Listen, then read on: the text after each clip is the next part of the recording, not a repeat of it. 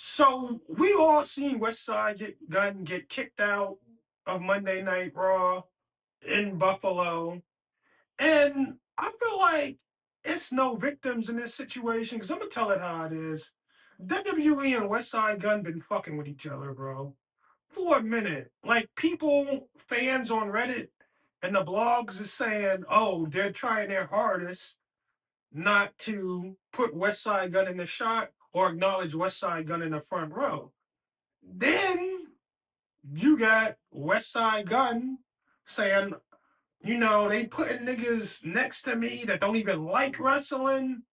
That's strategic. And then West Side Gun says, okay, they don't like a nigga shining with these chains in their faces. But I love WWE. I've been a fan at heart. I continue to support the company, and they kicked me out. Well, that's why they kicked you out, Wes. They not really hearing the kid in the candy store when you got 550,000 on one chain, another 500 on the other, and 350 on the wrist. You fucking them up, West Side Gun. They not looking at you like a fan. They looking at you like you fucking them up. And then you bought two suites for 50,000, and you got your own promotion. Now you might want to bring family and friends in that suite, but you can bring whoever the fuck you want to in that suite. You can bring the Blackpool Combat Club in there. You can bring the Elite in there. You can bring niggas they don't fuck with no more in there, like Matt Riddle, Bobby Lashley, MVP, people who said they had a problem with Triple H booking. You see what I'm saying? And they couldn't do nothing about it. Imagine having a coked up Matt Riddle trolling in your suite. You know what I mean? At WrestleMania, and WWE don't want him around, but they couldn't do nothing about it. So, you know, they had to let it rock. Now, about the $1 Million Man billboard, you said the $1 Million Man said he loved it. I don't know if he told you that, his people told you that, or he told you that personally, but I mean, you got to understand corporate is worse than the streets, like Tupac said. The $1 Million Man, if he didn't joke around and said, "Where my check at for putting me on that billboard?" He probably kissed your ass and went behind your back, whether it's him, his management, or his estate, and said, "This motherfucker put me on a billboard to promote his album and I ain't get one dime." And then on the other side, Triple H might say, "Well, you got a legend deal with us, um, Ted DiBiase. Are you taking a bag under the table?" And they were like, "No, I'm not. I'm not. I'm not." And it's like, now Triple H might think $1 Million Man Ted DiBiase is on that bullshit. So now you got the merch situation where Westside Gunn has been putting wrestlers on T-shirts, you know, for a long time. Now the John Cena Hill shirt, you know what I'm saying? You might got the Hardy shirt. You got people wearing that cheap, low quality $40 shirt. The Cena, they don't sell a million of those, but you got people in them expensive shit seats like me that might have the Hills John Cena shirt on. That might have the Benoit with the third eye by Alex Palayo. And somebody like Nick Khan or Triple H that's sitting in the good seats turn around and see somebody with the John Cena Hill shirt. John Cena himself might say it's cool, but Triple H says, "Did you know about this? Did Westside Gunn let you know about this shirt?" He's like, "No, it's a pretty cool shirt, but I didn't know about it." And Triple H was like, "Well, did Westside Gunn pay you anything?" He's like, "No, he didn't." So now you got one of their biggest stars on your shirt, and he's not getting paid for it. But he probably doesn't care because he knows you're a real wrestling fan. But Triple H or whoever that's busting your balls might look at you as you're exploiting the talent or you're cutting side deals with the talent. If you're not paying these wrestlers to be put on their shirts and you just putting them on the shirt and not giving them anything, you exposing, you're exploiting them. Now you and us fans don't at that look at it that way. We look at it as you giving us a wrestling tee from your eyes and putting your own touch because we see you at the venue spending your own money. Now WWE is fucking with Westside Gunn because a few years ago I went to SummerSlam in Vegas and Westside Gunn said, Two Chains, I'm taking Two Chains to his first wrestling match. It was at SummerSlam. Fast forward to the biggest WrestleMania in history, WrestleMania 40. Two Chains is in the front row with Little Baby and Drewski, people that never mentioned WWE or probably don't give a fuck about WWE, in the front row on WWE's time. And they doing that shit to fuck with Westside Gunn. So Westside Gunn says, you sitting people next to me that really aren't wrestling fans. I'm spending my own money. You copping these guys. You see what I'm saying? Just for the clout. Let me get a suite. So, you know what I mean? I'm going to buy two suites. And like I said before, you can have the whole fourth rope in them suites if you wanted to because they're yours. And you can have Blackpool Combat Club and the Elite in those suites. And not that Triple H will be mad that Blackpool Combat Club or the Elite is at WrestleMania, because if they both lost their jobs at AEW and got into it with Tony Khan, he would be on the first thing smoking on a private jet trying to sign him to WWE. But it's the fact that you brought him there, bro.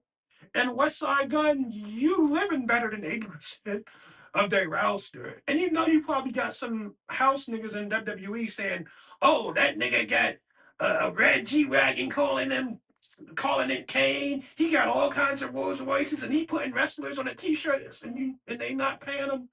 Wes, I know you from the streets. These niggas is phony. Ted DiBiase probably said he loved the billboard, but went behind your back and told Triple H that he didn't get paid for it, and he wanted taken down, and he's sick of you using WWE wrestlers to sell music, which is not true.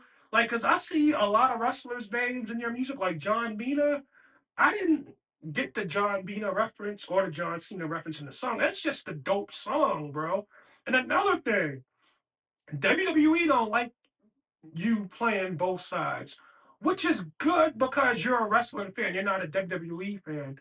WWE wants you to pick a side. When they pay Cardi B $250,000 to say two things at SummerSlam, they're informing her don't do the same thing for AEW. Don't go on AEW TV. Metro Boomin, when they set them in the front row and give them all these tickets and this props, they expecting them not to go to AEW next week. So not only they hate the fact that you're a real wrestling fan and you're not a WWE mark, they hate the fact that you're making a lot more money, than all their wrestlers. They also hate the fact that you're selling wrestling t-shirts that's better than theirs. Now, the way I look at it, I start selling my wrestling tees. The Yay is Over tee with the championship belts. I sold over 1,100 of those and made over 30,000. And the way I look at it was I didn't have a license to sell those shirts, but I've been fucking with WWE so long. I gotta make some money off them. You know what I mean? Even if you don't give me the plug for the licensing and the royalties. I feel like Westside Gunn probably doing the same thing. So I feel like this was a Cold War where they fucking with each other. You know what I mean? And then WWE decided to make it hot and kick him out in Raw at Buffalo. And the funny thing about it is the nigga that kicked Westside Gunn out looked like Ted DiBiase. Like the nigga looked like Ted DiBiase, but he was big. And he sat down at 8 o'clock. The match started 8:03. They kicked him out after he paid for $5,000 seats. Now I don't know if it's a loophole where okay they couldn't kick him out before the show started because then he could have got his money back, or if he sat down at 8:03, they were able to kick him out and still keep his money. But hopefully, I feel like this thing could get fixed because I feel like Westside Gunn deserves to be at WrestleMania because even though WWE is a corporate and the big wigs is, fucking with them, how can you not still love WWE? That's like me talking bad about the NBA, how the players sit out, and I go to an NBA game and they kick me out of the game and say you can never watch NBA again. I'm not gonna say, oh fuck, Shea Gilgis Alexander, fuck LeBron James. I don't expect Westside Gunn to say fuck, you know, fuck uh John Cena fuck Roman Reigns because it ain't the talent in the ring. It's the upper echelon of the people that do the business side that run the show. I don't know if it's Nick Khan, Michael Hayes, or Triple H, Stephanie McMahon that's doing it. I don't know if Nick Khan gets involved in petty shit like that. I think it's Triple H because he used to be one of the boys. It's Triple H and Steph that's doing this shit. But Westside Gunn, you fucking them up, and that's why they don't want you around no more. Now, wrestling been on some bullshit, and I haven't been doing content about wrestling lately.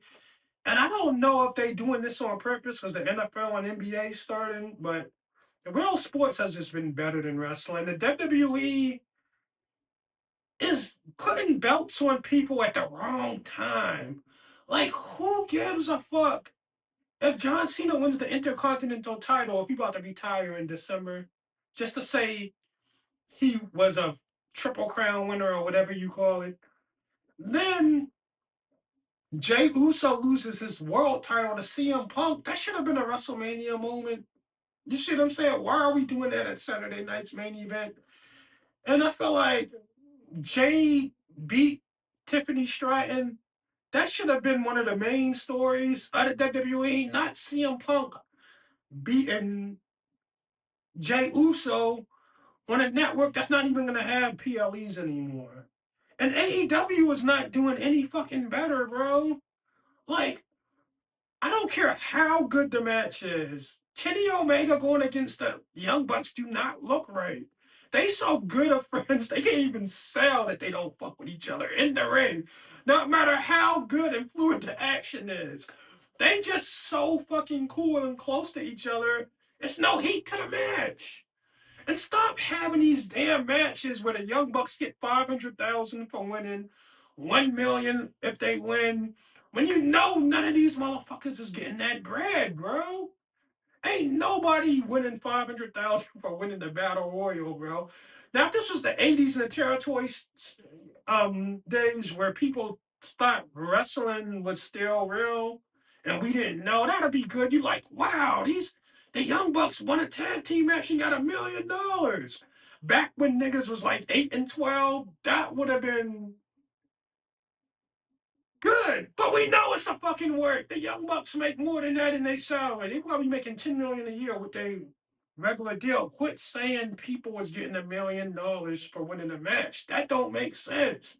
And then the Darby, John Moxley feud. The way Darby is setting these cats on fire in the Blackpool Combat Club, and then you going off the top of the balcony, and you saying I got an I Quit match at at what you call that? Wrestle Dream. At the end of this feud, it should be no more Blackpool Combat Club. And John Moxley should be on his way to WWE, or Darby should be on his way to WWE because they did everything they could have done in AEW. Somebody gotta go. If y'all having I Quit matches and y'all fucking each other up this bad, next week on Wednesday, John Moxley shouldn't look like nothing happened to him. So I feel like no one's talking about wrestling no more. It's getting to the point where it's all about gimmicks. And when AEW was making a comeback with the all out and the good matches they were having, they going back to this storyline bullshit. It seemed like every week we got um the Hurt Business versus Ricochet's crew every week. Every week we got Don Callis family versus the Young Bucks, or Don Callis family with Josh Alexander versus the Young Bucks versus Jet Speed and somebody else. I mean, and then where's Sammy Garber? Like, having Sammy Garber on Ring of Honor is just like having Logan Paul on NXT. It don't make sense. What did Sammy Garber do to get buried on Ring of Honor, bro? Ring of Honor is a respectable promotion, but Sammy Garber ain't supposed to be on there, brother.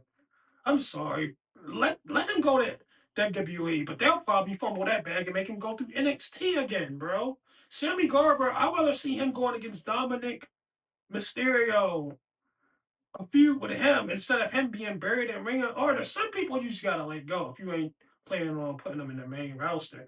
You still got Jungle Boy, Darby Allin, and MJF, the three pillars on the main roster, but you don't have Sammy Garvin in there. This is getting ridiculous, bro. Wrestling is buku. It's butt. It's cheap juice now.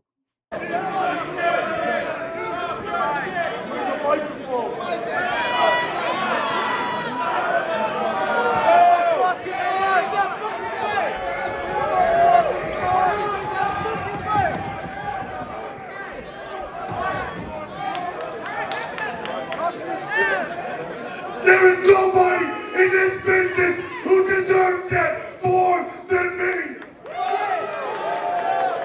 Nobody has had to put up with the shit I've had to put up with. I was once one of you people. I didn't have a dad born into this business. I wasn't in the front row getting Bret Hart sunglasses put on my face. I wasn't born into this, but I was born to do this. And there ain't a single man in this business who I would ask for advice.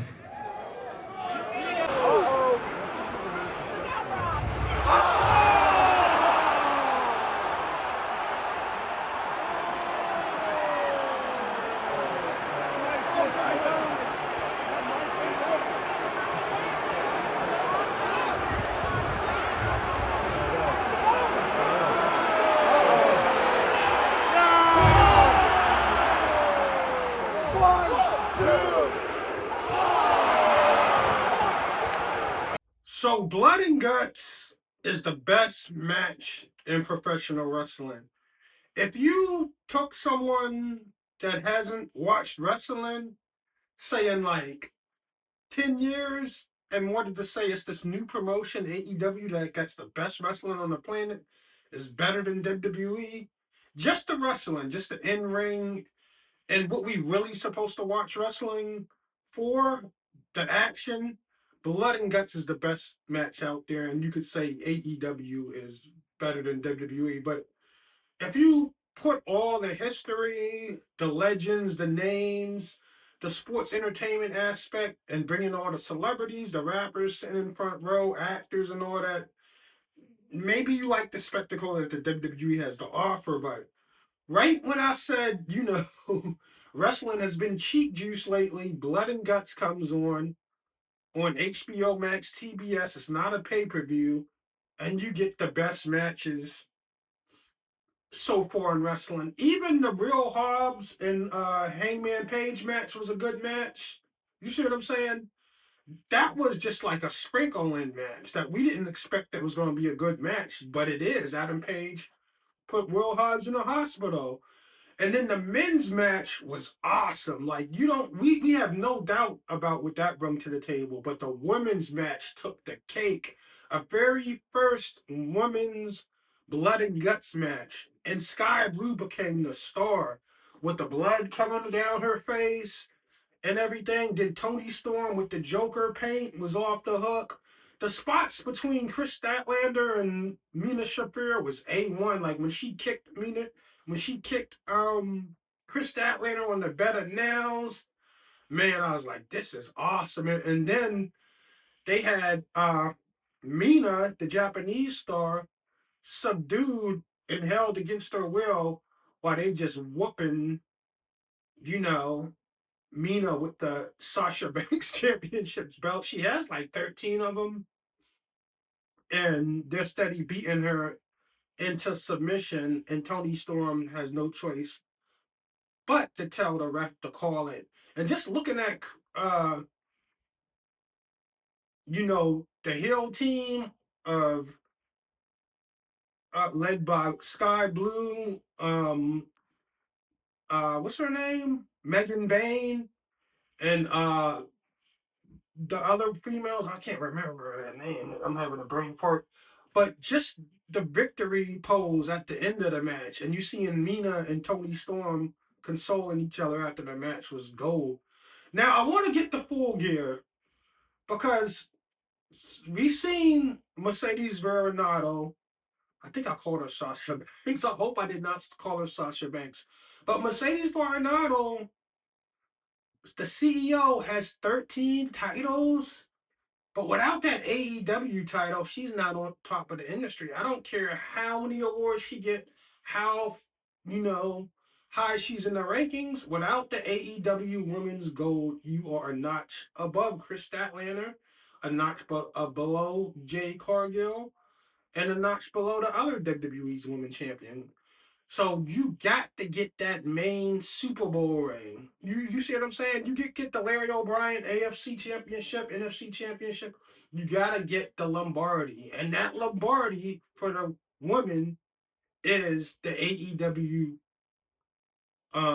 women's title. If you get that, you have the Affinity Gauntlet on your hand, Mercedes Veronado. It's not about the you know all the titles you have because a lot of people don't even know 70% of the promotions you get those titles from.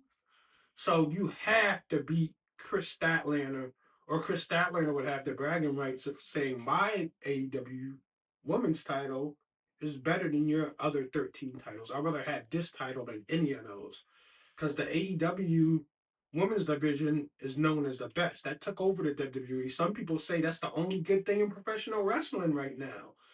So Mercedes Renato, CEO, you gotta grab that women's title on Sunday.